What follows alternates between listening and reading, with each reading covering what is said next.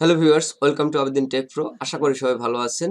Dear viewers, এর পূর্বে অর্থাৎ গত বছর আমি একটি ভিডিও দিয়েছিলাম। এই যে দেখতে পাচ্ছেন কিভাবে আপনারা প্রাথমিক শিক্ষা সমাপনের ডিআর অর্থাৎ 2021 সালের ডিআর তৈরি করবেন, এই নিয়ে ভিডিওটি দেওয়া ছিল।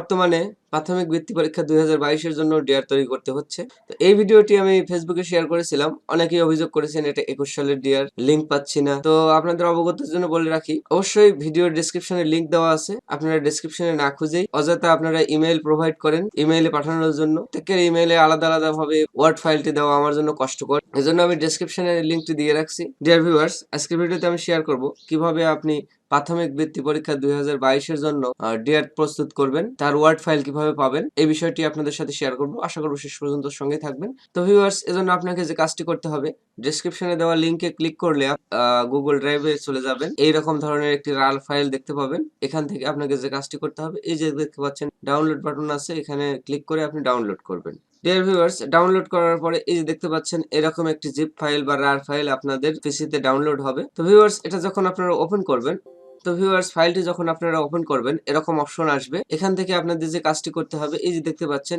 ডিয়ার ওয়ার্ড ফাইল 2022, এটাতে আপনারা ক্লিক করবেন। ক্লিক করলে এই যে দেখতে পাচ্ছেন এখানে পাসওয়ার্ড চাবে। তো এখানে বলে রাখা ভালো, আপনি ভিডিওটি যদি শেষ পর্যন্ত না দেখেন তাহলে পাসওয়ার্ডটি পাবেন না। ভিডিওটি শুরু থেকে শেষ পর্যন্ত মনোযোগ সহকারে দেখে একে একে 8 ডিজিটের পাসওয়ার্ড পাবেন। 8টি ডিজিট আপনি সংগ্রহ করবেন। 8টি ডিজিট সংগ্রহ করে এখানে পাসওয়ার্ডটি বসিয়ে দেবেন। যেমন ধরুন আমি পাসওয়ার্ডটি বসিয়ে দিচ্ছি। ভিডিও থেকে সংগৃহীত 8 ডিজিটের পাসওয়ার্ডটি আপনি এখানে দেবেন, তারপরে ওকেতে ক্লিক করবেন। পাসওয়ার্ড দেওয়ার পরে আপনাদের এই ফাইলটি এখানে ওপেন হবে। দেখতে পাচ্ছেন এরকম অপশন আপনারা দেখতে পাবেন। তো ভিউয়ার্স, আপনারা যখন ডাউনলোড করে নেবেন এখানে আরেকটি অপশন দেখতে পাবেন। এই যে দেখতে পাচ্ছেন আপডেট নাও, এর পূর্বেই অর্থাৎ এর উপরের দিকে আরেকটি লাইন থাকবে, সেখানে থাকবে এনাবল এডিটিং।